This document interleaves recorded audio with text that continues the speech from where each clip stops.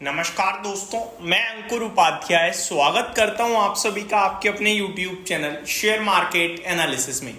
Defence, shipping और railway, इन तीन category के स्टॉक्स इन्वेस्टर्स की पोर्टफोलियो में भर भर के पड़े हैं और इन तीनों ही सेक्टर से अब जो स्टॉक्स है ना वो या तो साइडवेज हो गए हैं या नेगेटिव ही चलते जा रहे हैं।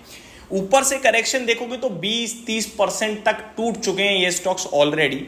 अब यहां से इनमें तेजी, मंदी, निकल जाएं, एक्यूमुलेट करें या फ्रेश एंट्री लें, इस तरीके के काफी सारे सवाल इन्वेस्टर्स के दिमाग में घूम रहे हैं। तो क्या इंपॉर्टेंट है देखना और कैसे आपको इन स्टॉक्स को टैकल करना चाहिए, इसी के बारे में इस वीडियो में आप सभी के साथ बात करने वाला हूं। शुरू करते हैं बिना किसी देरी के, एक एक करके सारी चीजों को कवर करना। दोस्तों, मैं आपको बताना चाहूंगा, मैंने 1-2 दिन पहले शिपिंग स्टॉक पे एक वीडियो बनाई थी जहां पे मैंने इसी प्रकार आपके साथ सारे के सारे शिपिंग स्टॉक्स को डिस्कस करा डिटेल में। Mazagon, Garden Reach, Cochin shipyard, उसमें मैंने ए से लेकर जेड तक ऑलमोस्ट सारी चीजें कवर करी। लाइक अर्निंग पर शेयर क्या चल रहा है कंपनी का, फॉरवर्ड पीई क्या रह सकता है, कितने मल्टीपल्स पे ट्रेड कर रहे हैं स्टॉक्स और ये मल्टीपल्स जायज हैं या नहीं है, इन स्टॉक्स में करेक्शन के पीछे का क्या रीजन है।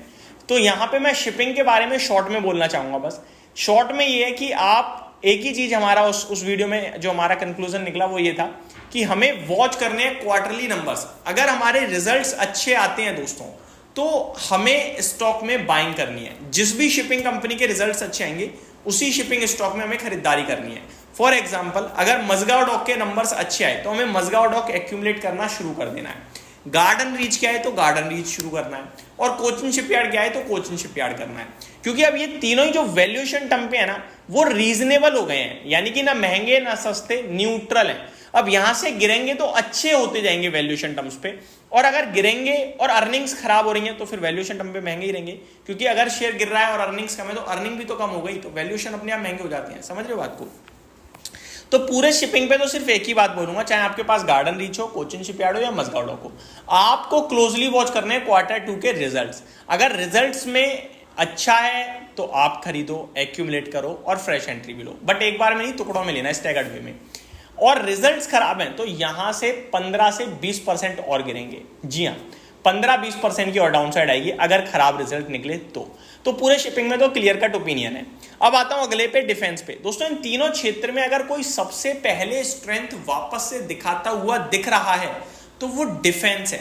देखो, डिफेंस में गिरावट हुई, गिरावट के बाद कहीं ना कहीं साइडवे टू कंसोलिडेशन में गई और अभी वापस से डिफेंस स्टॉक ही ऊपर आते हुए दिख रहे हैं मेरे को। डिफेंस कहीं ना कहीं ऐसा लग रहा है कि शायद इसने जो गिरावट थी वो कंप्लीट कर ली है और ये अब चलने के लिए तैयार हो रहा है।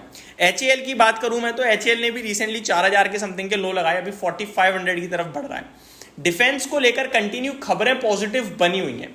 अभी आपने देखा कि केन्या से एक्सपोर्ट ऑर्डर मिल सकता है लगभग 5000 से 8000 करोड़ का। हालांकि 3 से 5 साल के लिए होगा, ये तो बड़े लंबे समय का ऑर्डर है, बट आने की उम्मीद है पूरी है। उससे पहले आपने HAL को 26,000 करोड़ का ऑर्डर मिलता हुआ दिखा। रिएक्शन नहीं आ रहा है अच्छी खबरों पे, लेकिन अब गिरना कहीं ना कहीं ये स्टॉक्स बंद हो रहे हैं। तो इनकी अर्निंग्स भी मैं क्लोजली वॉच करूंगा क्योंकि इनकी अर्निंग्स में अभी तक डेंट पड़ा ही नहीं है।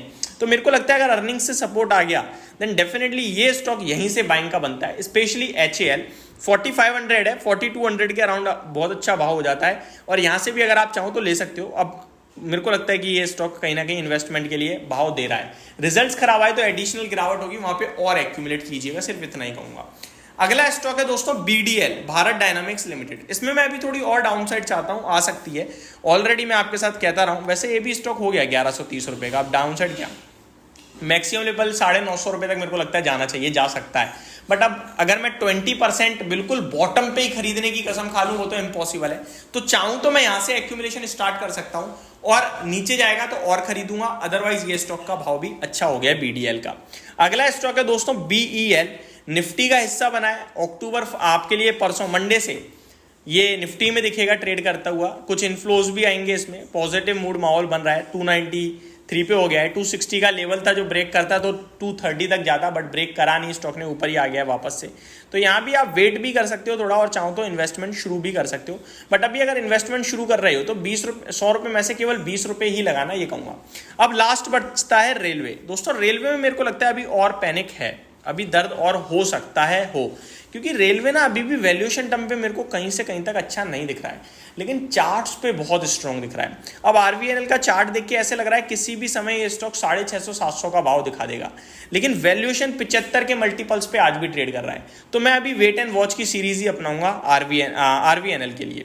अगला है दोस्तों इरकॉन इंटरनेशनल, 227 रुपए पे है। ये ठीक लगता है, रीजनेबल है, केवल 22 के मल्टीपल्स पे है, सपोर्ट पे आता हुआ दिख रहा है। मेरे को लगता है ये स्टॉक कहीं ना कहीं 280 रुपए का भाव दिखा सकता है दोबारा से। तो इरकॉन इंटरनेशनल में मैं थोड़ा डीप स्टॉप लॉस लगा के इन्वेस्टमेंट पर्पज से अपनी पोजीशन बना सकता हूं। नेक्स्ट है टीटागढ़ रेल सिस्टम, अच्छा स्टॉक है, दमदार स्टॉक है। वैल्यूएशन टर्म में अब 54 के पीई पे आ गया है, रीजनेबल धीरे धीरे हो रहा है, अभी पूरी तरीके से तो नहीं हुआ। 40 के पीई पे ज्यादा रीजनेबल लगेगा हमें। अभी 1226 हो चुका है, 1800 रुपए से आपको बिकवाली के लिए बोल रहा हूं मैं। अभी बिकवाली नहीं करनी है, अभी सिर्फ वेट करना है फ्रेश एंट्री और एक्यूमुलेशन के लिए।